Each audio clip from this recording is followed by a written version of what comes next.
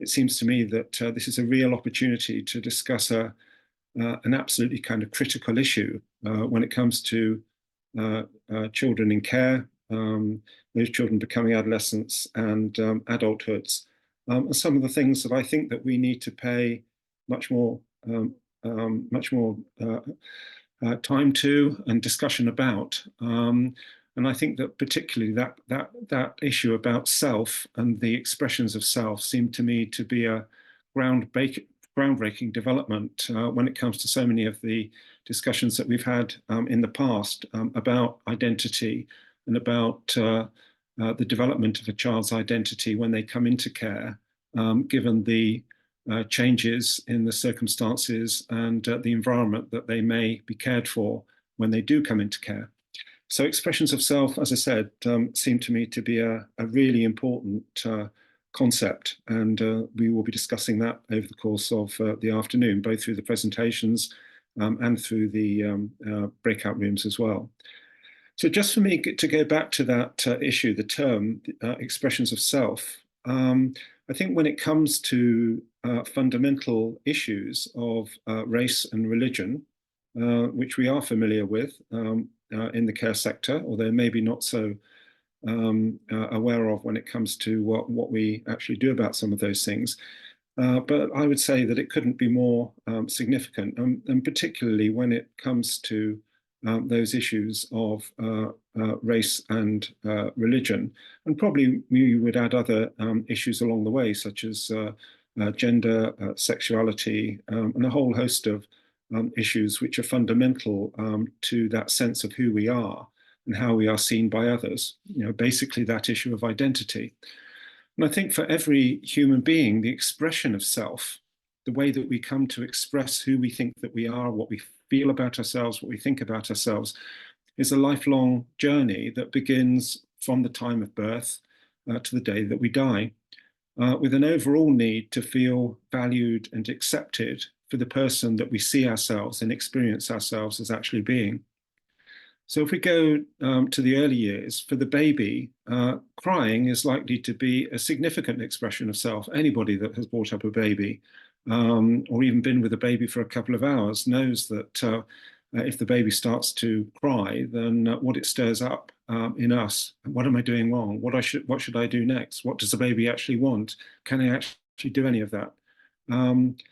That significant expression of self and what underlies it. So whether the baby is trying to communicate, I feel hungry, I feel cold, I feel lonely, I feel excited, I feel playful, are a part of what every parent needs to learn to understand in some form or another, and to find a way of actually responding to those expressions of self.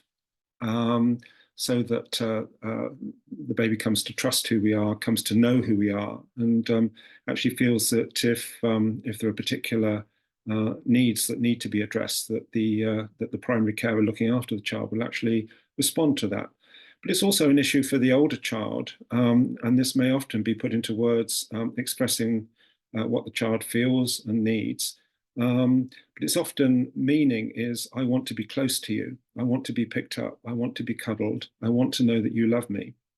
And that's similarly an issue for children as they reach the adolescent years, where that's expressed as, who am I? Am I lovable as the person that I actually am? And often those issues about gender and sexuality, about the fashion that you wear, what you do well with, how you enjoy yourself, are a fundamental part of all those, again, all those issues about the evolving sense of self that we actually struggle with, but also need to find some positive answers to at the same time. When it comes to children who come into care, I think that there may, and in fact, in my experience, there are all kinds of issues about how that child expresses their self through that particular experience. So the child may say or indicate to their parents, to their birth parents, do you hate me? Is there something wrong with me? Why are you doing this to me? And in a parallel way to the new carer, foster carer, adopter, kinship carer, who are you? Are you going to look after me? For how long are you going to look after me? Are you going to get rid of me too in the same way that my birth parents have? Are you going to, and over time, identity will become more specific as the child's identity evolves to accommodate a range of issues, as I've already mentioned, race, religion, culture, gender, sexuality. And these will be important issues that need to be expressed to trusted people who think the child of, who think that who the child thinks of as safe, as sensitive, as open-minded, as committed, and as experienced. And I think many of those issues would be very familiar when it comes to carers that put themselves in the way of becoming adopters, foster carers, kinship carers, etc., etc.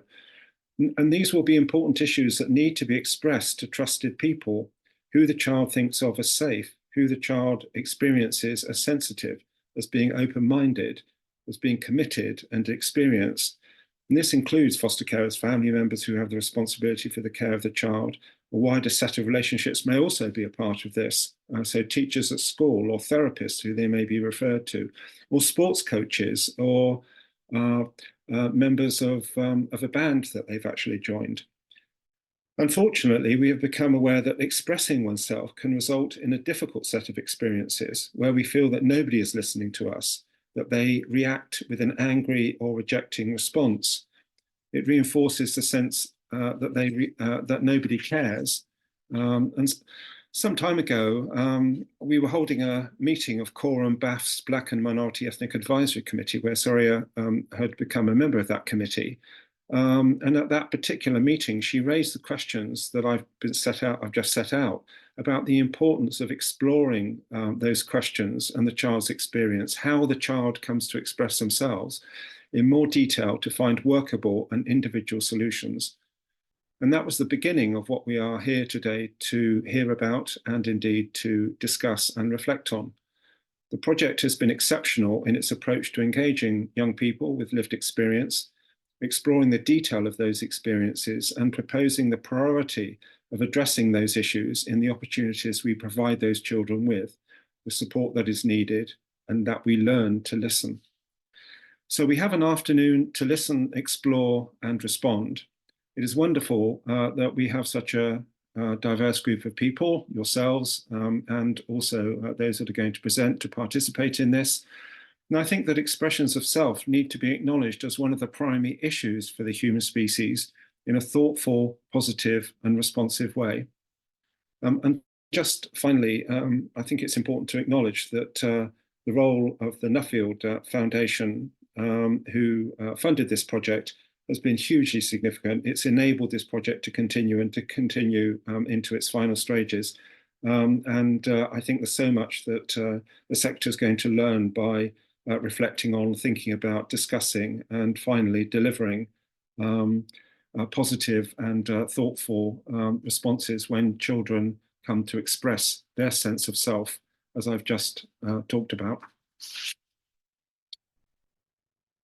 So that's all from me as an introduction. We're now going to hear a presentation in more detail about the design of the project, who has been involved in the project, what the responses have been to some of the questions that have been asked to those that are part of the project, and the potential direction of travel when it comes to thinking about how some of these issues may be better integrated within the care system as we know it.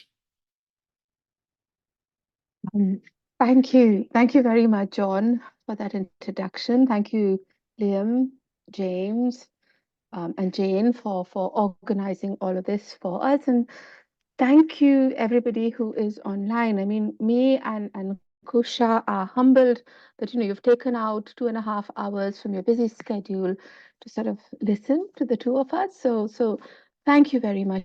We promise to make it as much fun as we can, but we also have content that we hope can be helpful in your work, in your everyday work. So I'm a bit of a joker. I shall try not to be too much of a joker today, but bear with me if you have some silly jokes. But it starts with me trying to share my screen.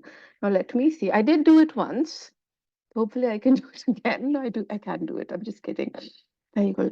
Can you see our screen? Yes. Oh no.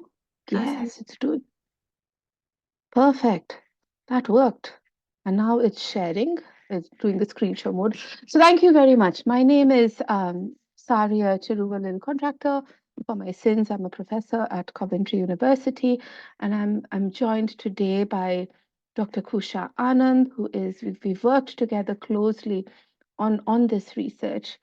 Thank you, John, for that amazing introduction. You did underplay how pivotal you were in sort of inspiring all of this work that me and Kusha and others in our team have done.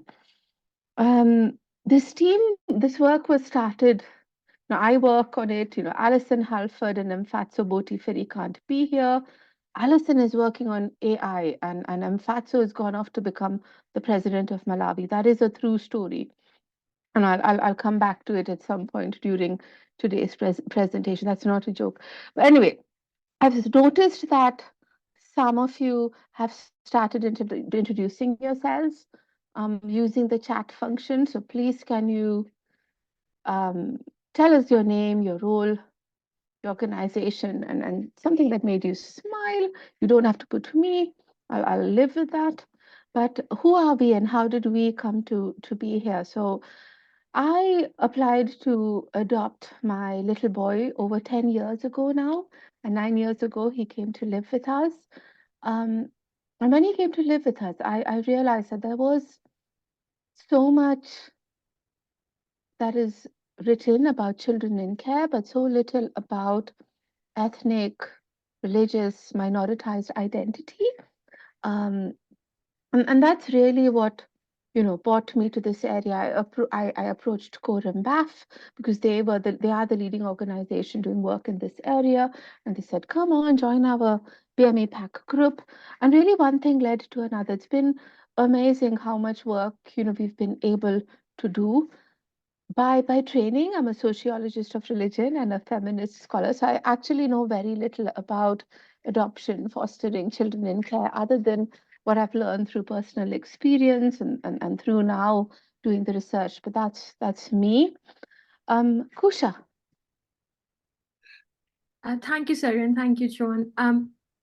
So before I joined Sariya and Alison, I was working with children from unaccompanied asylum-seeking background. I was working with children with different needs around education and national identity construction, but I never understood how their expressions of self were changing as they were growing up.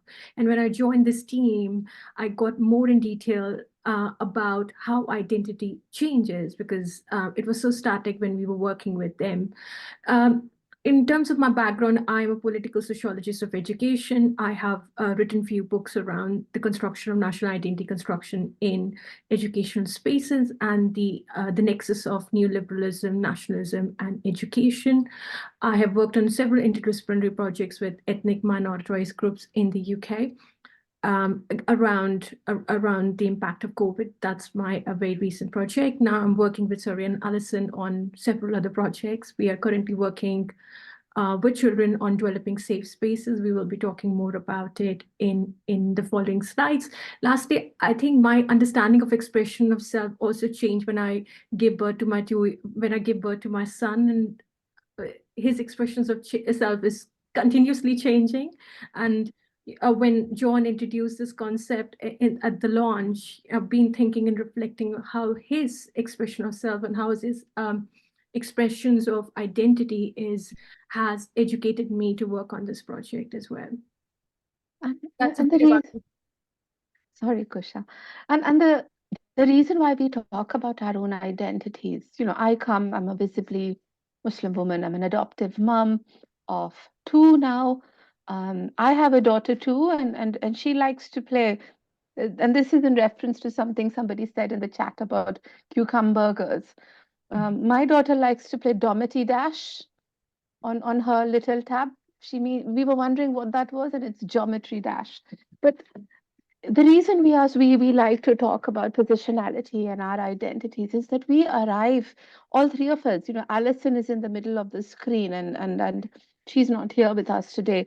But all of us, we know we've arrived at this point from unique vantage points, from our unique ethnic identities, from our religious identities, from our identities as parents and as, intellectual identities. And I think it's really, really important in trying to understand children and young people's identities. We've got to be transparent about how we view the world, and how we approach our own identities as well as those around us. So thank you very much for sharing your comments in the chat as well. And please keep them going. Right. My screen is not changing. Kusha, you want this one? Yeah, so we will be going very briefly about the background of the project, why we should consider about identity. We'll introduce you the theoretical framework that we used in the research. We'll give you a bit of more background around the literature and the gaps in the literature. Then we'll have a break, and then we'll come back and we'll introduce our conceptual framework on influx identities, and then we will invite questions. Okay. Go on, Kusha, sorry. That's fine. So our 5 key messages for this event are we will share the insights from our research that might help you to understand more about the child and the youth identity. It will also help you understand that why we have incorporated intersectionality and why we should think about intersectionality in care systems. We might also share some insights around the impact of all this on the transcultural placements and the importance of understanding complex identities of minoritized groups. We will share a few stories around children and the dynamic identities of these children in care. And lastly, we will share, or we will do some exercises with you around the identity and practical needs of how you can use these methods and frameworks to practice in your work. Thank you, Kusha. I mean, through our work now, we've delivered since the first piece of work, and I'll talk about it in a minute. We've delivered workshops like this to over 600-700 social workers. Now we've lost count, but every time we do a workshop, we come to you, from a positionality of humility, because neither of us are social work experts, and we learn as much from you as much as we share. So I use the analogy of a sponge. Now Alison would have told me off if she was here because she thinks sponges are mucky, but I like to think of us as academics as sort of soaking in all the information that you have to tell us, and then okay, I'm taking the analogy too far, but at these workshops, we then share some of that information that we've learned from yourselves with you. And what we're really, really keen to do is look at good practice across the sector, and share that so that we can provide for children's needs, identity needs, a bit better. In terms of the project background, so straight after adopting my baby boy, we were funded by the Department for Education, the charity Penny Appeal, and in partnership with Quorum BAF, we ran the project Amongst the Last to Leave, Understanding the Journeys of Muslim Children in the Care System. This project focused on Muslim children. Very quickly through the project, we started talking about Muslim heritage children. And I think there's a key distinction. I mean, quick sort of thoughts from you using the chat. Do you think the term Muslim, or do you think the term Muslim heritage is better to describe children? Could you please put your comments in the chat function, using the chat function? Do you tell us what is the better term to describe children, Muslim or Muslim heritage? My kittens. No, sorry, that is me reading comments out of context.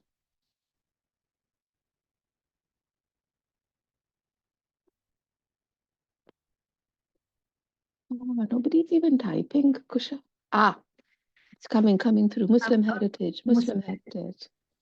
Ask the child. Ask the child. Brilliant.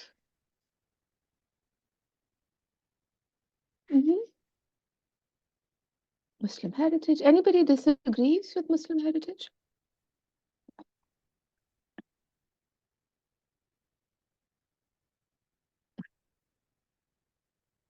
And there are no right or wrong answers in all of this. It's really us trying to, create a conversation, create some reflection. Okay. Okay, so we'll come back to that. Or shall we give? So when we started doing the work, we had to use the terms that were given to us by our funders, and they said Muslim children in the care system. But as we continued doing the work, we realized that children came from diverse ethnic backgrounds, but they were Muslim. They came from diverse belief backgrounds. There were children for whom faith was their Islamic faith was core to their identity, and being placed in a home that shared that commitment to faith really enhanced the resilience of children, their bonds of attachment. So there was that. On the other hand, we also found children, and we'll tell you stories as today progresses, but we found children who were quite keen to, or at least at that point in their life, needed support to understand their rejection of faith. And some children wanted to even exit the faith. And at that point in their lives, that was important. So just, and then there's so many different versions of Islam. If you came from an Arab background, you'd speak about Islam in a particular way. If you came from a Turkish background, you'd call the major festival Bayram, flummoxing all the British South Asian Muslims here who understood the same festival, who referred to the same festival by the term Eid, and Eid is the commonly understood term. There are so many nuanced differences that come with culture, that come with ethnicity, that come with language, and so we started using the term Muslim heritage. So we did a lot of work. We provided a report. You're very welcome to look for it or to write to us. We did a workshop for Quorum BAF on that as well. But we realized that in our work, in all the work around, as well as in our own work, when it came to understandings of identity, there was a massive gap. And yeah, we were guilty of the same sin. In our project, we had spoken to about 42 people. Only 2 of those people were care experienced young people. Everybody else were adults, carers, social workers, decision makers, but 2 care leavers. And their stories were the most impactful in our work. And so we wrote to the Nuffield Foundation, we applied for funding, and thankfully they gave it to us. And our funding was to address this gap and to understand things like race, religion, and representation that we talk about all the time as adults, but to understand it through the lens of children and young people. And some of the things they told us, well, they were eye-opening, and the rest of today's afternoon is really going to be based on the findings of this 2002. We call it the Expressions of Self project. Sometimes we refer to it as a Nuffield project, but we'll talk about that in detail today. I must warn you, within the next half an hour, you're going to need a sheet of paper and a pen. So scurry around and look for it as you're going. Now, why talk about identity? Now, John has given us some, really good stimuli to think about, but why look at, minoritized children, and why look at their religion and ethnicity in particular? I remember interviewing a social worker from a city up north. I won't tell you which one.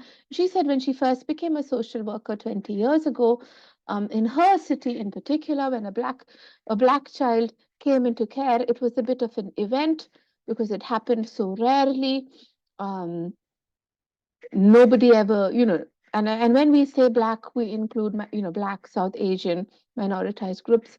But it was an event because the black children came into care so rarely, and when a child did come into care, nobody quite knew what to do. She said, fast forward to today, every week you have children from black backgrounds, minoritized backgrounds coming into care, and you need to know what you're doing, and that is broadly reflective of the changes in population here in the UK, people migrating into the country.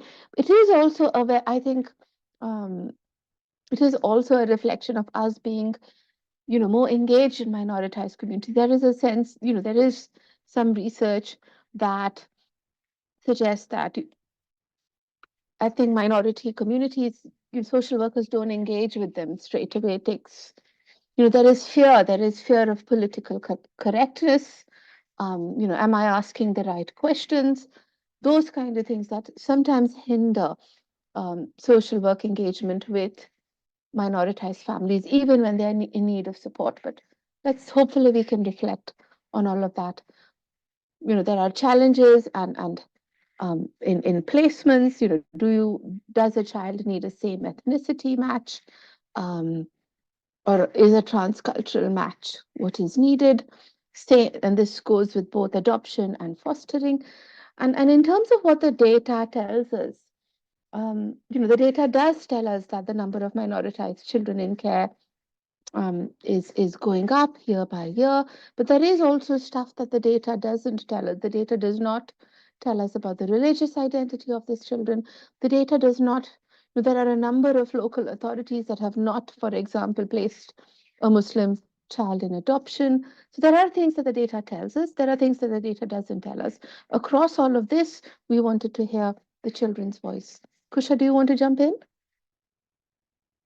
I think you have covered every bit and what from the literature. That's what I would like to summarize. Okie dokie. Methodology? Yeah. So for the Nuffield project, we spoke to 26 participants from different diverse backgrounds. We also created a table based on how they express their identity. It's in the report. We'll put the link to the report in the chat box very soon. How we did this research, we negotiated with lots of gatekeepers for over, I think, 400 gatekeepers to get access to these 26 young participants who very kindly shared their stories, but not in a very traditional way. We used art-based participatory methods, very immersive. The thing what we did with these children is we gave them agency and space of their choice. They chose their own space to talk about their life in care, and also not in a particular day. They spent 2 days with us to share their story of migration, to share their expressions of identity, and also not in very traditional ways. In terms of the examples, some participants choose to express their identities by giving me a virtual tour to their art studio, talking about the color and their artwork depicting the emotions in the care, depicting how they migrated from one country to the other, about the adoption journey. The others the others took me to their council house, sharing how they decorated the house, reflecting their emotions and their coping strategies while negotiating asylum in the UK. The other also talked about their expressions of identity and sense of belonging by referring to the Milan markets in London and talking about how they would like their identity to be determined. But we came across a lot of participants who were very quiet. They don't want to express about who they are, about their journey. But after developing some rapport post-interview, they shared some alternative ways of expressing themselves by giving me their handle to their TikTok, which is viewed by millions of users, and they have millions of videos talking about their identity and their viewers' questions around their identity. Another participant shared their book proposal with me, and he read extracts from his book, 13-year-old boy talking about his life in care through his book, unedited, drafted book to me. So all these stories reflected their resilience, but also their desire to have a family, their desire to have a career in the UK, but very passionate to share their stories in migration and their expressions of identity. So that's what we did in terms of data collection. Sariya, would you like to add anything? Yes, thank you, Kusha. That was fab. I mean, in terms of methodology, I mean, as an academic and particular kind of academic, I'm a bit of a methodology geek, and I love talking about methodology, and we could spend the rest of the afternoon talking about the minutiae of how you conduct an interview and the ethical, but I know you all will throw me out and Forum back won't have me ever again. So I won't do that. But I think with methodology, the reason we reflect on it here is, it was quite a challenge having to create these different spaces in which young people felt, they would talk to us. There were young people who, we started the interview and it was clear they didn't really, they were, they didn't want to talk to us. They didn't trust us. We were another adult who wanted to subject them to a set of questioning. And we really had to work hard to build trust, to allow them to share with us their questions. I remember I was in one interview and the questions we had just didn't work. And instead, we started having an open conversation with them. And then, gradually stories and narratives and started emerging. In another case, a social worker who was trusted by a group of young women, he was in the room and he really enabled the conversation. And he got the young people to draw their identities, but he got us to draw our identities as well. And in another case that really stays with me was a young person. I said, "Look, I'm coming to interview you. Where can I come?" And he didn't want me to come. He was a care leaver living independently. So don't come to my home. It's very messy. It's been very messy for the last year as I've been doing it up. And instead, he invited me to the home of a foster carer whom he had lived with nearly 4 or 5 years ago, but who continued to be important in his life. And that interview ended up lasting almost 2.5 hours because there was somebody he trusted. He was in a space that he was really comfortable in. And I think he decided quite quickly that he wanted to talk to me because he said he'd had issues in care, issues around how his identity was misunderstood.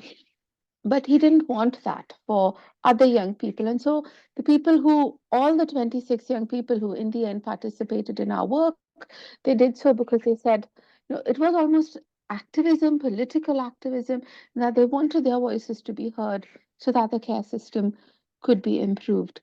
The last thing I will say on this slide is, we've got there on italics what was said and what remained unsaid. There were lots of stories that were not told to us because, we were weird researchers who derived from Coventry to do some interviews. Sometimes the participants told us about the barriers. I remember an unaccompanied asylum seeking child told Kusha about what he could talk about before his papers were formalized and his status in the UK was formalized. He said he sort of told the system, he answered what was expected, Yes. what he thought was expected of him. But then, after receiving his papers, he felt he could much more openly articulate some of his needs. So, I think it's really important to think about what is said and what is not said in these contexts. I'm very briefly going to talk about our theoretical framework. Again, we are academics, we are geeky, but this is not why we share it. We have 3 ideas that are quite core to our work. The first term we use is minoritization and minoritized. We use this over minorities. And I must say, at any time, if you feel like you want to ask us a question, please pop it in the chat or raise your hands and we'll try and answer questions as we are going as well.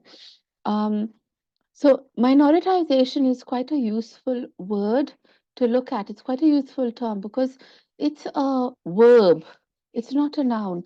And it recognizes, so when we say Black and minoritized ethnic groups, we recognize that these groups may be global majorities, they may be really powerful elsewhere, but here in the UK, because of social context around them, they are minoritized. So minoritized says we do not label an individual or a group as Black and minoritized. Instead, we consider this as, as a symptom of wider context. So it's not the individual who is minoritized, but society that minoritizes them. We like ideas of intersectionality, which is the multiple realities, the layers, the different aspects of an individual's identity. So you've got this screen here that everything comes together. There's no point trying to understand religion on its own, or ethnicity on its own, or gender on its own. We've got to understand all of these different aspects together. So, for example, if a baby comes into care, they're going to have very little sense of their ethnic, their religious identity. And as they grow older, that might emerge or might not. You know, we've had stories of a young Black woman who told us she had no sense of what her Black identity meant to her till she was an adult and there was a work do happening and she was in Hackney and suddenly she had, there was a dinner in Hackney and suddenly she said she had a sense of what blackness might mean. Now, this is one version of being Black, a very Hackney version, but that led to all sorts of upheaval in her life because now after so many years of living, um, as a white person, she realized that she was Black, and for some time she was estranged from her family, but hopefully things are moving on. Similarly, gender. Um, I mean, talking about age, a baby would have very little sense of their identity, but if a teenager were to come into care, their sense of religious identity, their sense of ethnic identity might be much more consolidated. But again, it would reflect the context that they were brought up in. And then there's gender. I think gender is quite a biggie because if you come from a, in our work with, Muslim heritage children, it was quite clear that religious experience was gendered.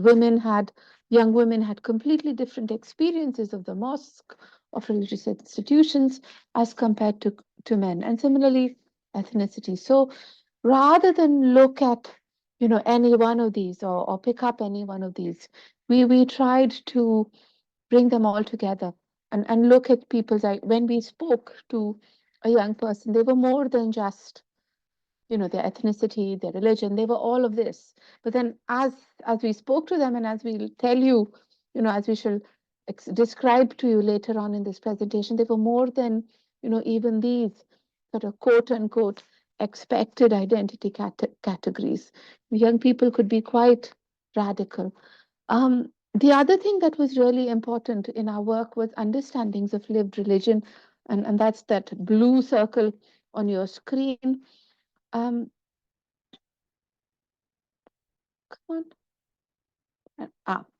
So we like in our work to make a distinction between official religion, which you could understand, say, as the texts, as religious institutions, the mosque, the church, the Gurudwara, the temple, religious scriptures, the Quran, the Bible, the Bhagavad Gita, so on and so forth, versus lived religion. Now, there's a beautiful lamp on your screen. Would anybody humor me, please, and tell me what does the lamp indicate? Anything about culture, about religious identity to you? Where do you think the lamp comes from? I think it's very pretty. I just like to have it on my presentations. And there are no right or wrong answers. It's just us trying to sort of tease you a wee bit, maybe? No? Aladdin? Yeah, Aladdin. Thank you. Aladdin and the 40 Thieves. I thought he had this lamp looks like a hanging lamp. Aladdin had a handheld lamp, didn't he? Looks Southeast Asian. Thank you, Leslie. Looks Middle Eastern. Thank you, Amanda. A religious incense burner. The church I went to as a little girl, they did have an incense burner like that, and they'd put frankincense, and it would come ahead of the communion. Oh, it represents a light to guide your path. Very good.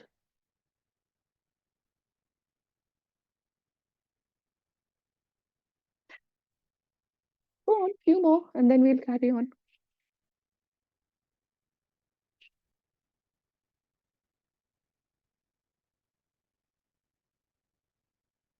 No more? One more.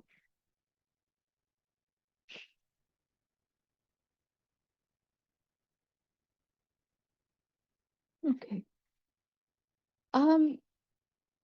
So Christmas tree decoration, very good. This lamp is, this lamp, could be any lamp. We found this lamp and we thought it was very pretty. It does give you a sense, you perceive the lamp from your own positionality, from the holidays you've been on, from the trips you've been on, Christmas tree decoration. Thank you very much, Alan. It does actually look like a Christmas tree decoration. I hadn't thought of that before. It could be a light to guide us on our path, and we all learn to understand children's expressions of identity. It could be from a different part of the world. And yes, it could be Aladdin's, absolutely. So I'm not going to engage in a debate about that, although we should. What was Aladdin's lamp like? But we perceive things based on our own positionality. And often they give us a sense of, so we've got a Middle Eastern in there, we've got a Southeast Asian in there. And that is often the sort of common response we get. People do look at it as something that is sort of Turkish, Moroccan, though that sort of gilded lamp. But there is a sense there of, when we say Middle Eastern, we also, or Southeast Asian, I don't know about how you felt, but often it's associated with Muslim cultures. But also, and the reason why we put it there is just to spark that little bit of thinking. When it comes to lived religion, it isn't just textual. It isn't just about the Quran and the Bible and whatnot. It is also about how people live these religious, these religions in their everyday lives. It is different based on different contexts. And by using lived religion, we want to ask young people, what is their version of religious identity? Let me give you an example, right? I have two children, as you all probably have gathered, and my son once told me, he was 4 or 5, and he said, Mama, I love going to the mosque. I especially love going to Turkish mosques. And there was me, very chuffed with myself, patting myself on my back, saying, yay, I'm doing something right. My child loves mosques. I then decided I was going to ask him, what do you understand? Why do you like the mosque, darling? So it turns out he liked the mosque because they were huge, especially the Turkish ones. And they were like football fields. You could run across them from one end to the other, and you could jump over the people who were bending down in prayer. Now, we have since stopped him jumping over people praying, but he still likes to run across the mosque. It's a safe place. It's a place where he enjoys. He is now older, so he will pray in the mosque every now and then, and he will then run and try to play football in the mosque. But what we've realized in our work, when you talk to children and young people about what religion means to you, they do not really tell you, oh, I love the Quran, or I love, chapter 3, verse 39 of the Gospel according to St. John. That is not what they tell us. Or I really loved what the parish priest said in Mass on Sunday. Instead, they tell us about their memories, cultural things, the beautiful presents that they got under a Christmas tree when they were, with their nanny prior to coming to care. Or they tell us about food, or they tell us about their other socio-cultural experiences. And that is why lived religion becomes something that's really, really useful when trying to talk to children about religious identity. Lots more things to explore within this politic. What about Black Lives Matter, minoritized ethnicities? We will come back to that later today. So the politics of all of this is really important, but we will come back to it later today.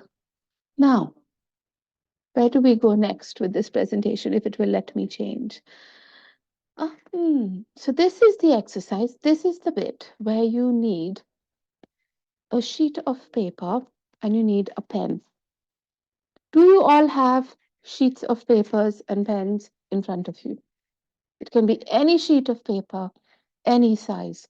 When you have sheets of papers, can you please wave it in front of your screen so that I know you have a piece of paper?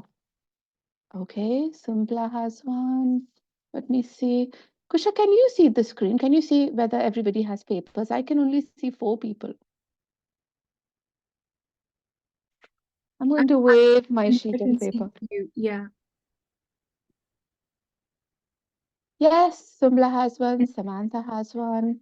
Thank you, guys. We're going to do what is called the identity cupboard exercise. The reason we do it is because I get my Blue Peter moment.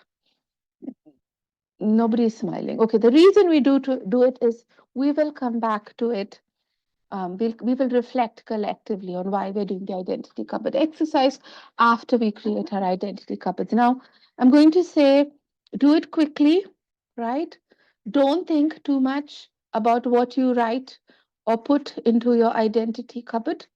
We will not ask you to share the details of what you've put into your cupboard, but we will reflect on the process of making the cupboard and how it felt.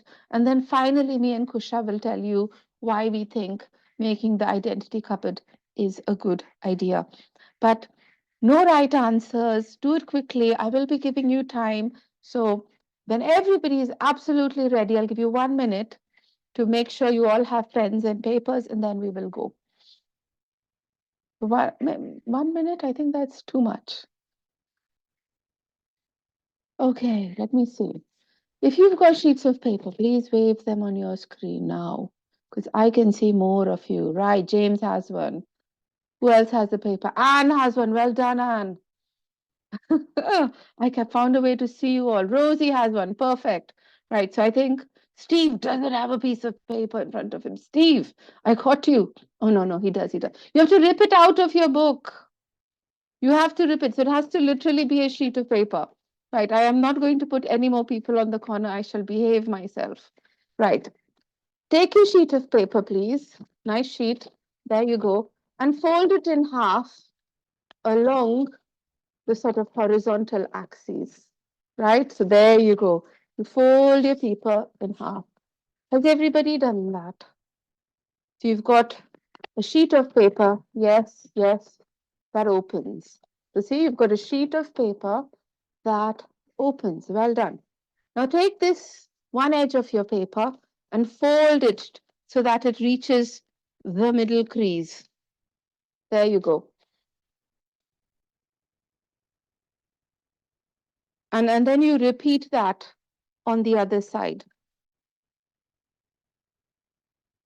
So look, now you actually have a cupboard with 2 doors. Scintillating stuff, isn't it? Yes, see you, Kathy. And so now you've got a cupboard with 2 doors. What we're going to do next is create like a secret compartment in our cupboard. So what we're going to do is this edge, again, both the edges, you fold them into the middle crease. You take this, fold it into the middle crease there. And I'm not very good at explaining this. I probably will never be on Blue Peter. And you do it both sides. So there. As you can see, this side now opens like that. And I'm going to do it on the other side as well. Right. Now, if everybody is with me, you have a cupboard, let's say it opens, your wardrobe opens, and then your wardrobe opens again. Is everybody there? Let's see. Can you all wave cupboards in front of me? And I shall check. Anne has a lovely cupboard. Well done, Anne. James's cupboard, yes, it opens. Good. Let's see. Rosie, brilliant cupboard. Helen's cupboard is opening and closing. Very good. So we've all got cupboards. And this is where I get my timer out. Now this cupboard is your identity cupboard, okay? It's a really, really important cupboard because it expresses your identity, your expression of self. Now what I need you to do is, and I'm getting my timer out, reset, very good. I'm going to give you 30 seconds. Now on the outside of your cupboard, what I need you to do is to write things about yourself that are immediately apparent about you. So, you're standing at the bus stop and people would be able to know something about you, or, your work colleagues whom you don't know very well, the mums on the school run, so people who don't know you very well, what would they make of you? And, what would they put, how would they perceive you? So put that on the outside of your identity cupboard. So you have 30 seconds. And remember, your time starts now. Remember, I will not ask you about anything you put on your cupboard. So your time starts now. 30 seconds. What is immediately apparent about you?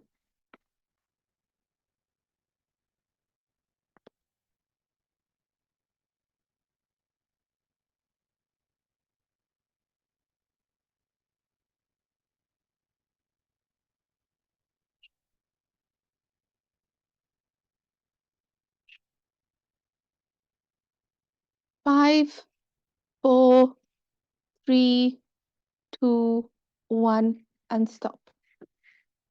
Okay. Now, so the exercise continues. So now you open your cupboard, right? And on this inside part of your cupboard, you put things that people who know you a bit better. So your work colleagues whom you go out for lunch with, your friends, not your close friends, but your friends, people whom you've had a few chats with, and so they know you. They know you a bit better than the mums at the bus stop or whatever. What would they make of you? What aspects of your identity do they know? So you've got 30 seconds. Again, no right answers, and you will not be asked to share any of what you put on your cupboard. Your time starts now. 30 seconds.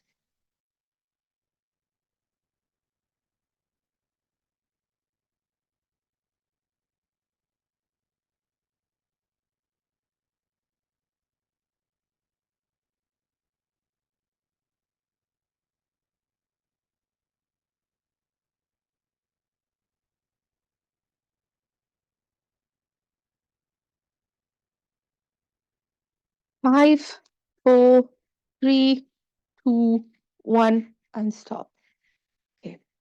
So now you've got the inside part of your cupboard, the deepest part of your cupboard. Now, what I need you to write on that inside part of your cupboard, you open it so that you're in there. Your besties, your best friends, your family, those closest to you. You have 30 seconds to pen what they'd make of you and how they'd perceive you. And your time starts now.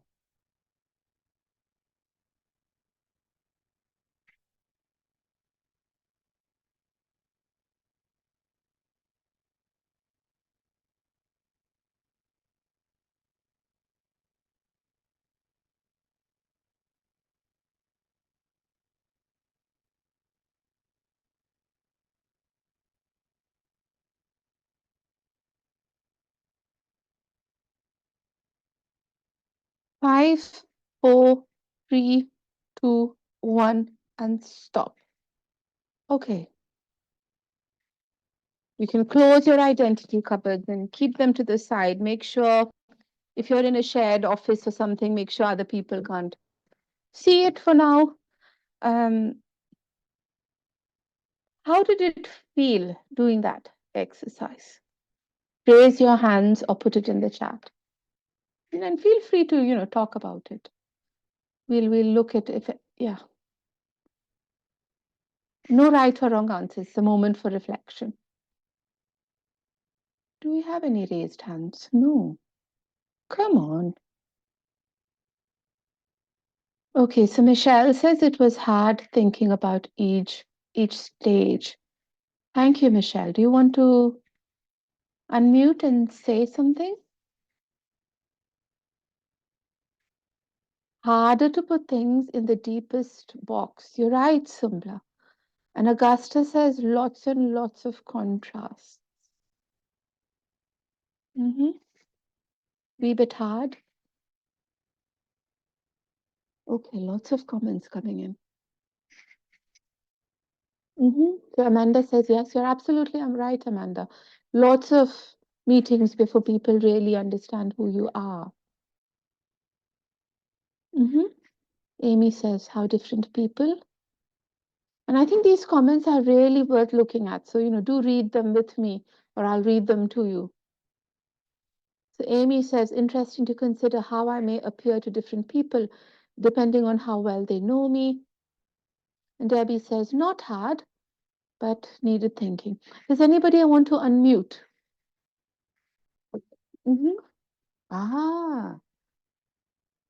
So R. Manning, and R. Manning, I don't know what your first name is. It felt rushed. Do you want to come in on that? Unmute.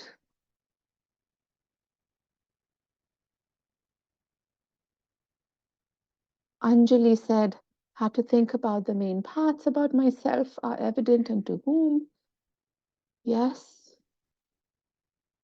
Hard to put things in the deep box. Interesting to consider others' perspectives.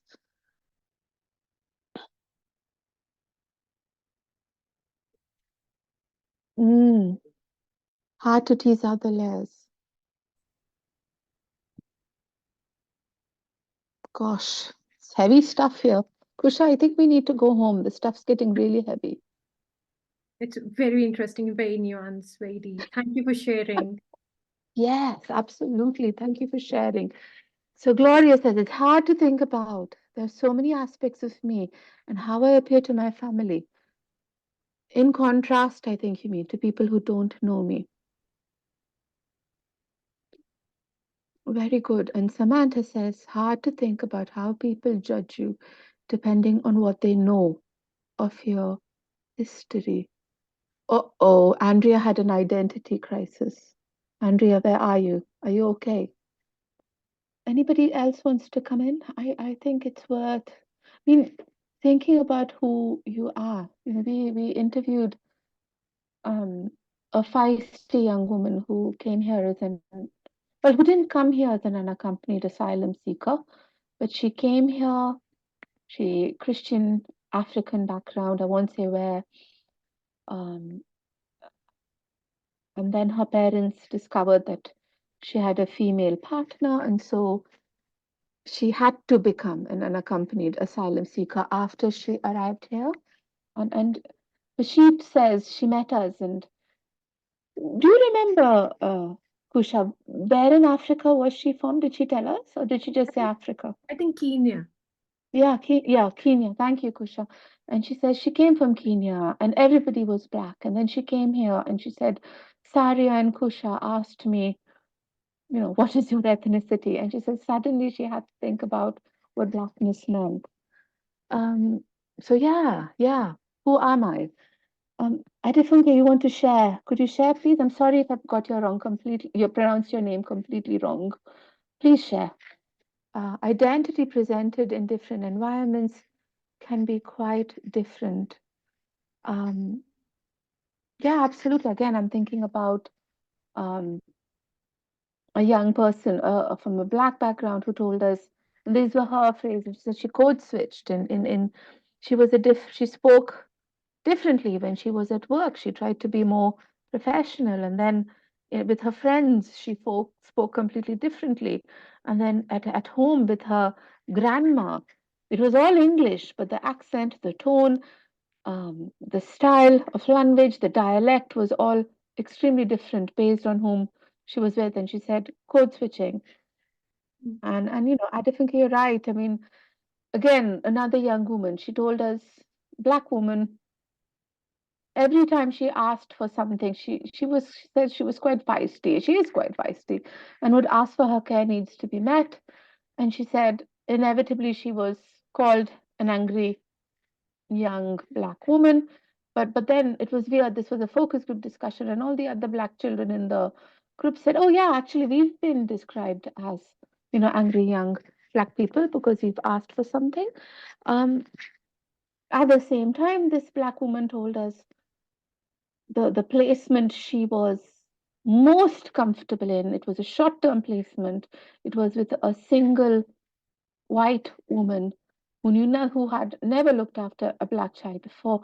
But she said the difference was this woman took the time on the first day of the placement. She sat me down and asked me, "Who are you? Tell me about you." And they had a long, long, long conversation. So she says, I didn't know half the answers either, but we were able to arrive at an understanding of who I was and what my needs were. Okay, next question about this exercise. Why do you think, and you can use the chat or you can unmute yourselves. Oh, Adefunke, thank you for sharing that. So yeah, thank you very much for sharing that. Angry and troublemaker. Oh gosh, let's look at you. I wouldn't put that on the outside of your cupboard. But never mind. I shouldn't joke about such things, should I? It's quite serious. But okay, next question then. What do you think, or why do you think Kusha and me have got you to do the identity cupboard exercise? Again, put it in the chat, or unmute yourself and yeah, talk to us about it. Why do you think we've set this exercise for you in the context of looking at expressions of self and in the context of looking at children's identities?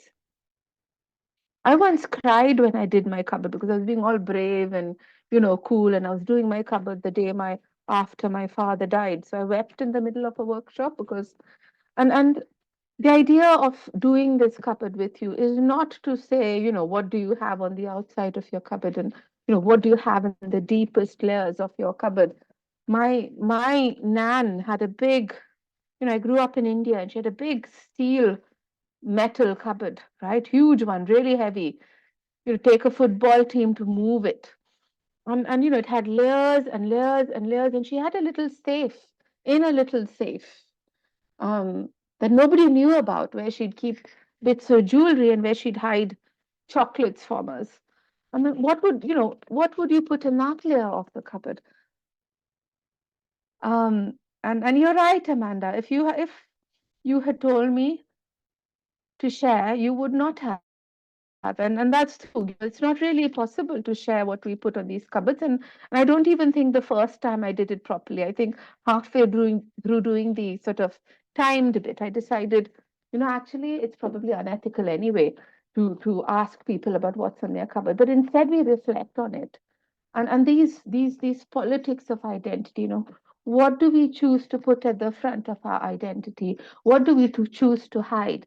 Has key implications, for the care that we provide to young people. So firstly, I think what we need to ask ourselves when looking at a child's expression of self, what is our vantage point? Where are we coming to this, from? What is all the background? What is all the baggage that I bring when I approach a child? Now, if this was the workshop that we were doing, we used to do a workshop a long time ago when we hadn't done the Nuffield project and we had only done the children Muslim project. We'd run a quiz on Islam, right? In a fun quiz, I would try to threaten people to get their answers right. And Alison, who's not here today, would be the calming force and would say, Sariya is not a monster.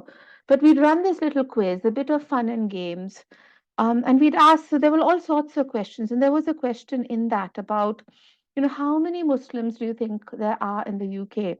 And we gave people, percentages, 6%, which is about answer, 13%, 17%, and then we had some crazy figure like 25%.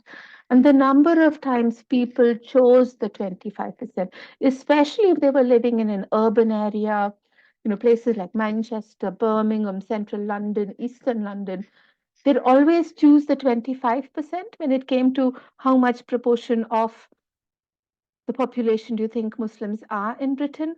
I mean, and the number of times that happened. And for us as two sociologists, we got really, really excited because for us there weren't right or wrong answers, right? The correct answer, by the way, is around 6%.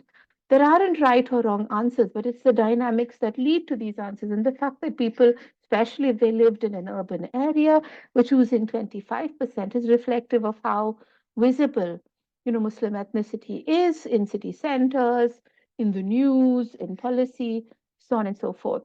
So that's the first reason. What is your vantage point when you are trying to decipher a child's identity? And while I was saying all of that, Gloria made a point about developing trust. Absolutely. With whom would you share the inner part of that cupboard? With the people you trust the most. And there was a point in the chat, and a comment in the chat, and I don't know who made it because I should have written their name down, but I was not organized. Forgive me. Let me see if I can find it. Okay, I can't find it, and I'm not going to try. Well, I did try, but I couldn't. How do children, here, it's Debbie, to demonstrate that children may not express their true identity as it is multi-layered. So we had a young person, right, and a young lad of Afghan heritage, British born. He came into care because he had a severe disability. And this disability meant that he could not work. When he was, 11 or 12, all his brothers worked. And so he says he faced trouble from his family and from his brothers. He did not say what the trouble was. He came into care and his disability continues to determine his care needs, a lot of his care needs. We asked him, right, so we did this identity triangle thing, and we said, what would you put at the top of your identity triangle? And he said, my religion. I am a proud Muslim. We then said, right, what would you put the second rung of your identity ladder or triangle or whatever? He said, I'd put my Afghan ethnicity. I said, what do you mean by Afghan ethnicity? It was his language, it was his food, largely his food. He seemed to love food. And then what would you put at the third layer, of your triangle, identity triangle? And he said, my disability. Now, this particular case this particular story was really difficult for us to deal with, right? Because you've heard from our work, we're all about listening to children, listening to their identities, listening to how they want to express themselves, so giving agency, handing it over to them. But this child, when you looked at his story, he came into care because of his disability. The kinds of homes he could live in were homes that knew how to deal with his disability. Yes, he was a proud Muslim and wanted to fast in Ramadan. So when he was placed with a Muslim foster carer, she took him to the doctors to get permission and to adjust the regime of his medicines so that he could fast in Ramadan despite his disability and still take his medicine. When he went into independent care, the type of independent living, the type of home he was given, well, he was actually given a home in a white working class estate on the top floor in a building without a lift, and that was completely antithetical to his needs because he said when I was given that flat, I did tell them, look, I'll be beaten up and I'll fall down the stairs. And sadly, both things happened. But he was beaten up because of, not being able to speak English very well and bitter racism. And he fell down the stairs because of his disability. But he was moved, thankfully. But again, what you see, his disability played a key role in his needs, whereas he did not recognize disability as key to his identity. This was really problematic for us, but at the same time indicates that we listen to the child, but sometimes you also have to sometimes judge for ourselves. And this was a difficult space for us to inhabit, and we talk about it in our report. But again, I think Debbie, it was you, wasn't it? You made that point about children's identities being complex and layered, and we might not always understand their true identity, or at least their true identity needs. So that was why we did this exercise. Thank you very much. Your inputs have been absolutely fab, and I think it would be quite worth just picking those up and looking at all your reflections. So we do this because we want you to think about your vantage point. I'm going to share my screen again. your vantage point in doing this exercise, but also the difficulties and how a child might find it difficult to express who they are to somebody, and the value of building relationships of trust in all of this work. And we consolidate all of this, okay, into a form of identity. And I'm only flashing this in front of your screens now. We will come back to this in the next part of our session. But all of this, these identities that change based on which level of your cupboard you're in, that change based on your context, and that change based on who is doing the perception and who is doing the narration. We put all of this together into a framework that we call influx identities. And this influx identity, we hope, right, and we'll talk about it, acts as a space that is both theoretical, as academics love theory, but also practical. And you've demonstrated that with the identity cupboard exercise as a practical space within which, children and young people's identities can be understood not as static. And in that sense, you're making your job much harder. People tell us, can you tell us what Muslimness means for a child, or what blackness means for a child? And we say, no, we can't tell you that. We want you to understand these identities as constantly changing and evolving, as being negotiated, as quite nuanced, but also this identity as being quite empowering for a young person. We will come back to this idea. Kusha, do you want to jump in with anything? I think you've summarized everything. Thank you, sir. Thank you. So then we've got, in that case, and I get all worked up when I do this, but apologies. In that case, we've got about 8 minutes before we go into a break for any sort of reflections, questions, thoughts. You've done this good, you've done this bad, anything really. Either using the chat function, raise your hands, or raise your hands and talk to us. Anything at all. And I think reflections are really good.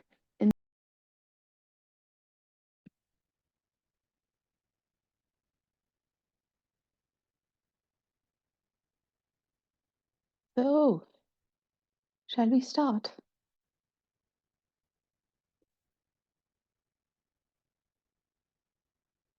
Okay, let's share screen again. There you go.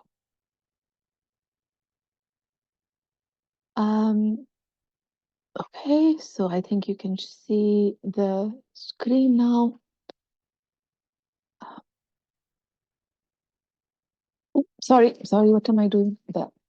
So we're going to start with an anime. This is as part of, from our research, we've done the usual, we've produced research reports and whatnot, but we also produced an animation. We're going to use that for a group exercise. But Kusha, you're going to introduce the exercise, aren't you? Yes. So just a bit more on the animation. So we produce this animation in collaboration with Beluga Animations, based on few stories. We send them case reconstructions, so not entire transcripts, but just few stories embedded from those transcripts, and then they produced a very interesting animation based on those case reconstruction. So what we would like you to do is to go into the breakout rooms for 15 minutes after watching the animation and reflect on these stories featured in the animation for about 15 minutes, just one particular story each group, and then come back in the main group to share your reflections and your perspectives of how identity needs of each child were met or what wasn't met. So 15 minutes within your group, you should reflect on one story about their identity needs, and then for 10 minutes in the main group, you share your perspectives around how those identity needs were met or if they were not met. Should we play? Yes, I'm going to play. So, as you're watching, pay keen attention to the stories of these that you see. But let's hope it works. This is where it all goes wrong. It didn't work. Let's try. Oh, it's doing something. I think so. It takes you to YouTube. It is what? Okay, stop share. I've got it open on YouTube. Let's try that. Apologies, colleagues. So I've clicked that, and where is it on YouTube?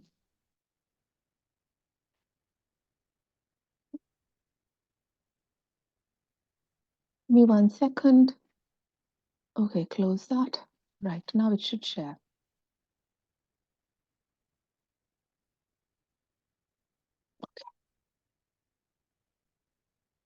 Collaboration. Okay, can you see it? Yes. Right, let's play it, and hopefully the sound Animation works. has been produced by a team of animators from Beluga Animation, working in collaboration with a team of researchers from Coventry University, funded by the Nuffield Foundation. This research project worked with care-experienced children and young people from minoritised backgrounds to explore how they understand their identities in order to inform policy and practice around their care needs. By speaking with children in care, this research sheds light on their relationships to their own identity and offers some guides that can significantly improve their experience. Listening.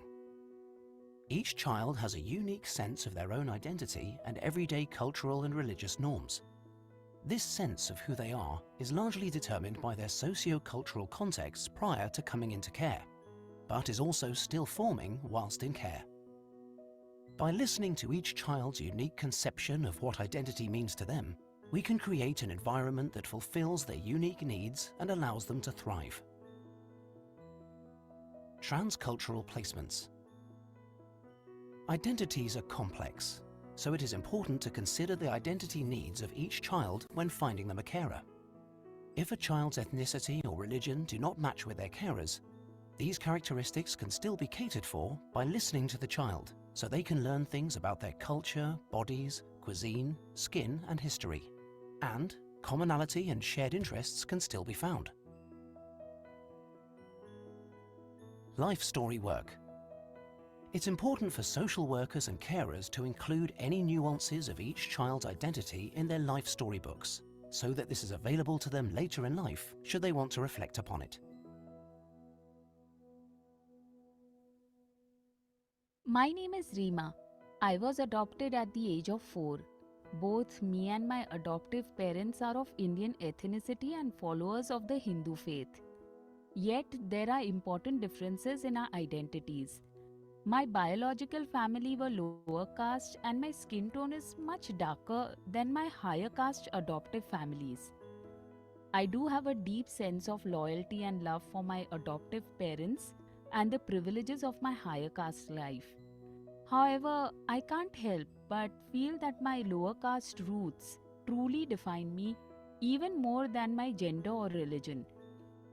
My adoptive parents listened to me and helped me to engage with the aspects of my own identity that were important to me, like helping me to explore my profound enthusiasm for Bharatnatyam, a type of Indian classical dance, and making a temple sanctuary for me in our home that allowed me to exercise the strong bond I have with Hinduism and Lord Ganesha, despite not being religious themselves.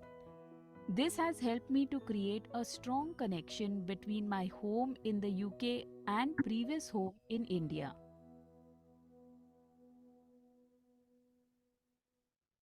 My name is Anna. I came into care aged 11. Prior to coming into care, I lived with my biological family who were not religious at all. When I moved in with my second set of foster carers, a Christian family, I really liked their practices and beliefs. They have stayed with me ever since and become a very important part of my identity. My foster family understood that I didn't grow up with much religion, and they took the time to listen to my questions and help me to understand my newfound beliefs and practices. My attitude towards my ethnicity has changed too. I experienced a lot of racism during my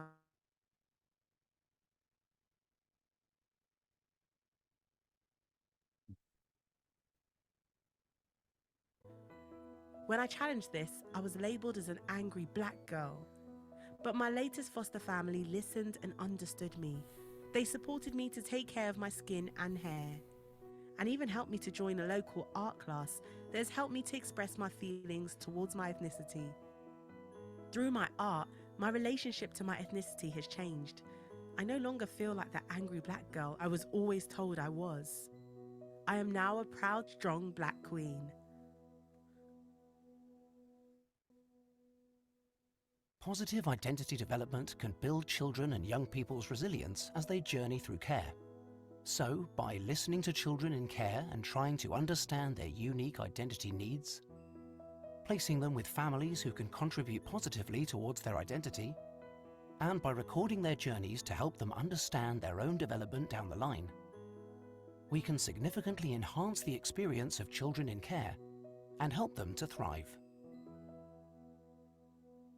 To find out more about the Expressions of Self, Race, Religion and Representation of Care Experienced Children and Young People research project, click on the link in the description. We would like to acknowledge the funders, Nuffield Foundation, our project advisors, and the Centre for Trust, Peace and Social Relations at Coventry University for their invaluable guidance and support. We would like to recognise the dedicated social workers and community groups whose assistance was crucial in facilitating our research. Most of all, thank you to the children and young people who shared their stories. Your voices are the cornerstone of our work.